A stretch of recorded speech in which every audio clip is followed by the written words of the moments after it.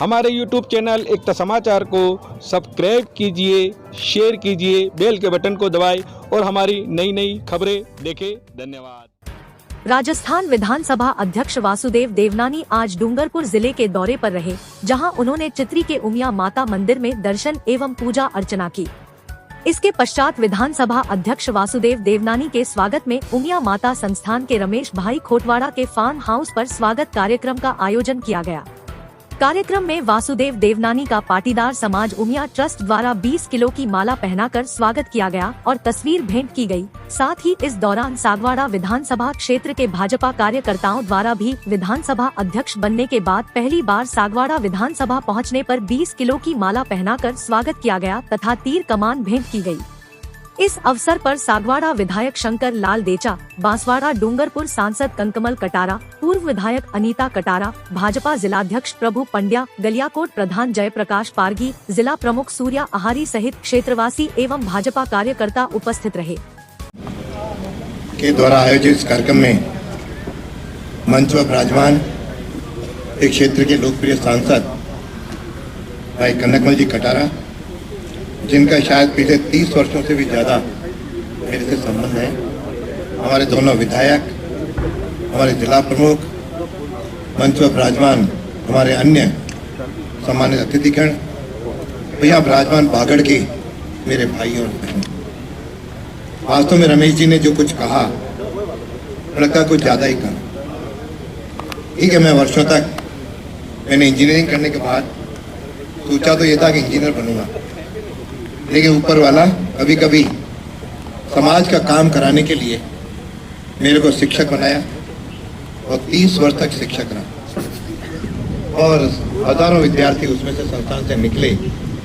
मन को एक सुखद अनुभूति होती है जब कोई विद्यार्थी आगे बढ़ता है। जो रमेश को मैंने आगे देखा और कुछ और विद्यार्थियों को भी बढ़ते हुए देखा, तो ये शशिकांत भी खड़ा है, ये भी मेरा विद्यार्थी, मेरा PN से रिटायर हूँ। इस तरह के और जयप्रकाश जी जो बैठे हैं, ये भी मेरे विद्यार्थी रहे, आज मेरे प्रिंसिपल होंगे, लेकिन ये भी विद्यार्थी। इस प्रकार इस क्षेत्र के साथ मेरा संबंध 73 से है। मैं 73 से यहाँ पर एक विद्यार्थी परिषद के कार्यकर्ता के नाते यहाँ लगातार मेरा प्रवास होता रहा, तो उस नाते बागड़ के क्षेत्र की समस्याएं, बागड़ क्षेत्र के लोगों का भूलापन, उनका स्वभाव सबसे परिचित और समय समय पर जहाँ भी कुछ हुआ उसको आगे बढ़ाया। और जब शिक्षा मंत्री था तो था TSP के लोगों के ट्रांसफर नहीं होते, शायद मैंने ही सबसे पहले ये TSP क्षेत्र से उन शिक्षकों के ट्रांसफर ताकि ये क्षेत्र भी मेरा है, यहाँ भी अध्यापकों का, लेकिन अध्यापक यहाँ पूरे रहे इसकी चिंता की। जितना संभव होगा उस मशीनरी के रहते हुए काफी कुछ किया। लेकिन आज सुखद अनुभूति जरूर है कि मैं अपने कार्यकाल में मैंने कुछ प्रयोग किए शिक्षा के क्षेत्र में, और शिक्षा जो 26वें नंबर पर थी उसको राजस्थान में दूसरे नंबर पर लाने का। और जब राजनीति में आया, मतलब मेरी कभी रुचि रही नहीं, लेकिन कहते हैं कि भाग्य पता नहीं किस व्यक्ति को कहाँ ले जाता है, उस नाते अजमेर से विधायक बना और बनते दोनों बार जब हमारी सरकार थी, दोनों बार शिक्षा मंत्री की जिम्मेदारी और शिक्षा को ऊंचा स्तर ले जाने का प्रयास किया। और इस बार भी जब रमेश से बात होनी शुरू हुई, तब इसने कहा कि हाँ, उमिया माता के मंदिर बनाना है। मैंने कहा जरूर रहूँगा, और संयोग से जल्दी अवसर मिला। और हमेशा अच्छा काम करने जब कहते हैं माता जी बुलाती है तभी कोई भक्त आता है, बिना बुलावे के मिला। और बुलावा मिला, रास्ते में कठिनाइयाँ भी आई, कभी ट्रेन कैंसिल हुई, कभी फ्लाइट कैंसिल हुई, लेकिन अल्टीमेटली यह आना लिखा था तो सारी बाधाएं पारित करके यहाँ पे पहुँचा और हमारे आप सब लोगों के दर्शन करने का अवसर मिला। अभी माँ से मैंने एक ही बात मांगी कि इतनी शक्ति दी कि नया दायित्व अच्छी तरह मैं निभा सकूं, और जो जनता है उसके सुख दुख में हम लोग अपना अच्छा रोल अदा करें। लेकिन सरकार से भी कहूँगा कि वो यहाँ की चिंता करें और यहाँ की जितनी भी कठिनाइयाँ हैं उसके समाधान करने की कोशिश की। विकास एक निरंतर प्रक्रिया है। हर सरकारें आती हैं, अपना अपना रोल अदा करती हैं और उसे नई चीज़ें जोड़ने का और अवसर होता है। ये अवसर मंच किसी की आलोचना करने का या सराहना करने का नहीं है। तो मेरा दायित्व भी बदल गया। पहले तो और अलग दायित्व था, अब कई बार उसमें एक समन्वय बैठाने का काम किया है। इस नाते जैसे कहा शिक्षक, मैंने विधानसभा में यही कहा, जब मेरे बात कहे आप निष्पक्ष रहेंगे तो शिक्षक हमेशा बिना नाम देखे कॉपी जांचता है, उसमें जो कोई लिखा है उसके आधार पर नंबर देता है, नाम के आधार पर। मैं भी अपना रोल विधानसभा के अंदर जिस प्रकार का रोल अदा करेगा उसी प्रकार से तो उसके साथ न्याय, चाहे किसी पक्ष का हो चाहे विपक्ष का हो, लेकिन जनता की समस्याएं बराबर उठाने का अवसर अपने जनप्रतिनिधियों को देना।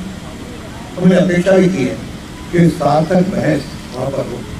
केवल जो आजकल स्थितियाँ आप ही टीवी पे देखते हैं, मैं भी देखता हूँ, वह स्थितियाँ विधानमंडलों की न बने, इसका मिलकर के प्रयास करें और अच्छी तरह विकास हो क्षेत्र का।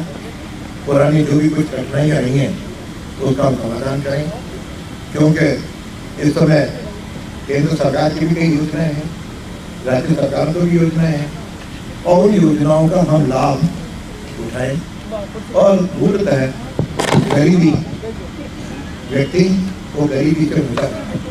मुझे कहते हुए प्रसन्नता भी होती है कि पिछले दिनों 13.5 करोड़ लोग आज गरीबी रेखा से बाहर आ गए। और केंद्र सरकार का भी सोचा नक्शा नहीं, राज्य सरकार का भी सोच करना चाहिए कि कोई भी व्यक्ति गरीबी रेखा के नीचे न रहे, उसे शिक्षा भी मिले, मकान भी मिले, उसको अन्य प्रकार की योजनाओं का 2 समय का भोजन मिले, रोजगार मिले। इस प्रकार की व्यवस्थाएं सब देखें ताकि इस क्षेत्र का अलग विकास होगा। सरकारें कई आई, लेकिन मैं आज देख रहा हूँ डूंगरपुर बांसवाड़ा को, यदि मैं पिछले 40 साल पहले की कल्पना करूँ तो आज बहुत ही अलग प्रकार का डूंगरपुर। मुझे तो उस समय का ध्यान है, साधन भी बड़े मुश्किल से बसें मिला करती थी जिसमें हम लोग प्रवास करके, और आज रोडें भी अच्छी बनी है।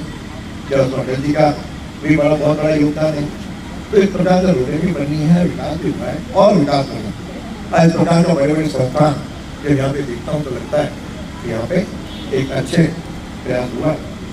और यहाँ के लोगों से अपील करूँगा कि निश्चित रूप से जितने भी वेलफेयर की योजनाएं हैं, सामाजिक उत्थान की योजनाएं हैं, वो सब का उपयोग करें।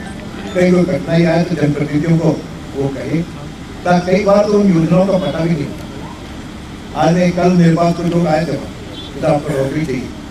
मैंने कहा नौकरी मांगने वाले मत बनो, नौकरी देने वाले बनो।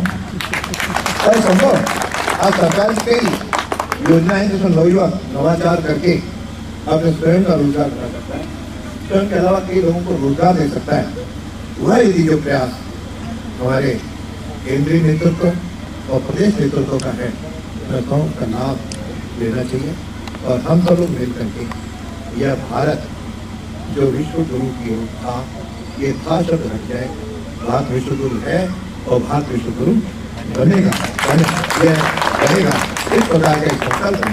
तो जिस प्रकार का सांस्कृतिक राष्ट्रवाद आगे बढ़ चला है, आप देखें राम मंदिर, भगवान राम के लिए पता नहीं 500 साल तक लोग संघर्ष करते रहे और आज 22 जनवरी को भगवान राम अपने गर्भगृह में उनके प्रतिष्ठा।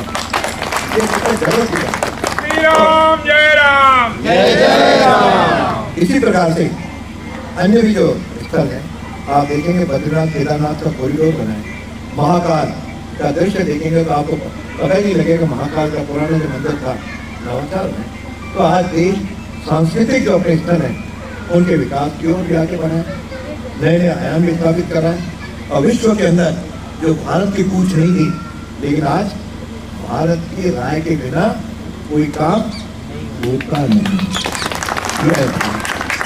और देश का नेतृत्व भी पहले एक जमाने में जो कोई आता था नेतृत्व बाहर का, उनको कोई ना कोई ताजमहल का कोई मोमेंटो देते थे, और आज पता है क्या देते हैं? भगवत गीता उनके हाथों में दी। यह है भारत। तो ये भारत आगे बढ़े, हम सब लोग उसमें लगे ताकि जीते जाते ये भारत विश्व में सर्वोच्च और राजनीतिक प्रकार का आज तक देश जो विकासशील था, ये विकासशील न होकर के एक विकसित राष्ट्र के रूप में आगे बढ़े। हम सबका योगदान हो, हम सब मेहनत करें, इसको अपने धरती को, हम धरती पुत्र हैं, धरती को आगे बढ़ाएं, इसके लिए काम करें और हमेशा एक ही वादा रखें, हम जिएंगे तो देश के लिए जिएंगे, पढ़ेंगे तो देश के लिए पढ़ेंगे, कमाएंगे तो देश के लिए कमाएंगे। इस प्रकार का एक संकल्प लेकर के करेंगे तो यह देश निश्चित रूप से आगे बढ़ेगा।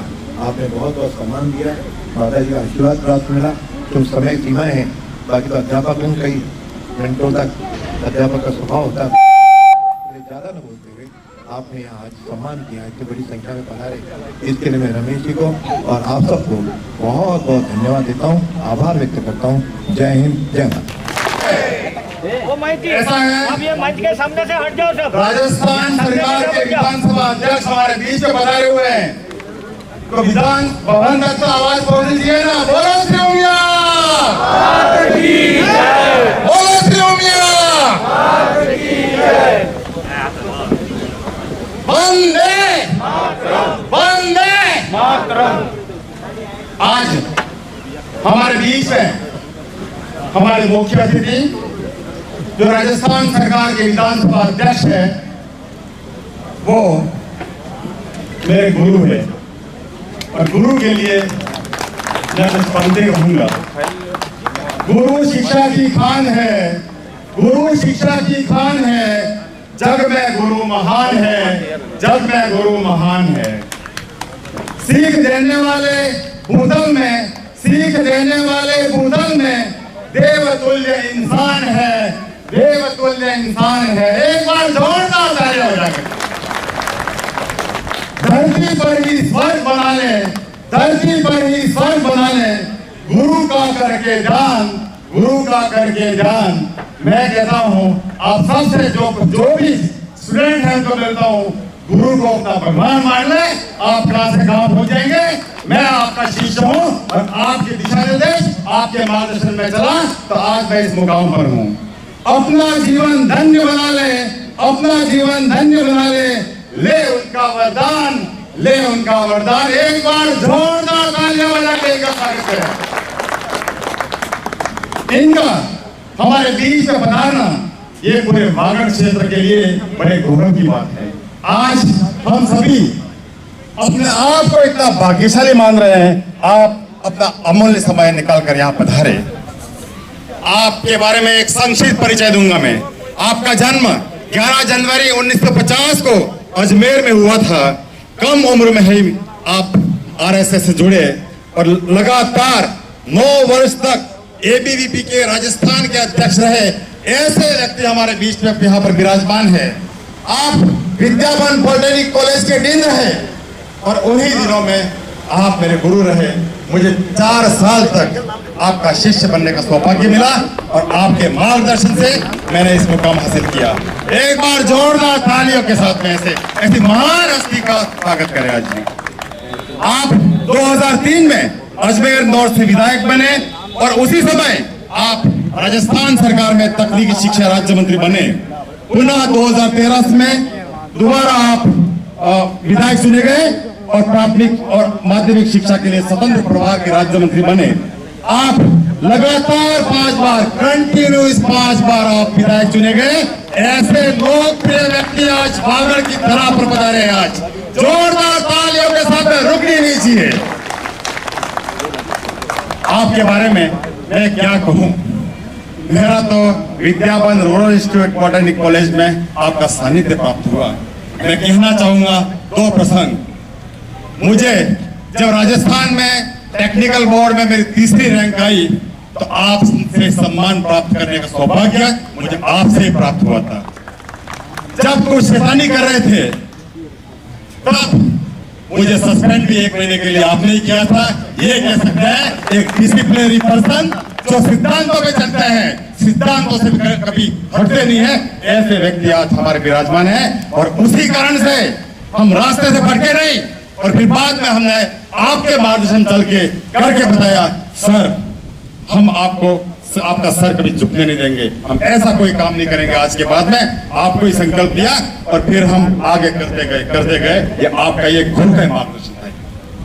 आपके बारे में क्या कहूं मैं, आज कह सकते हैं कि विद्या भवन, हमारे प्राचार्य जयप्रकाश जी यहाँ बैठे हुए हैं, विद्या भवन रूरल इंस्टीट्यूट से निकलने वाले हर एक विद्यार्थी पूरे भारत में ही नहीं पूरे विश्व में अपना परचम लहराते हैं। उसका श्रेय पूरा आपको जाता है, पूरा श्रेय आपको जाता है, क्योंकि आपका एक प्रॉपर गाइडेंस, उचित मार्गदर्शन और आपका वहां पे एक स्कूल की तरह हमको वहां पढ़ाया, वहां पे एक शिक्षक की तरह एक ऐसा पढ़ाया हमको जो हम कभी भूल नहीं सकते हैं।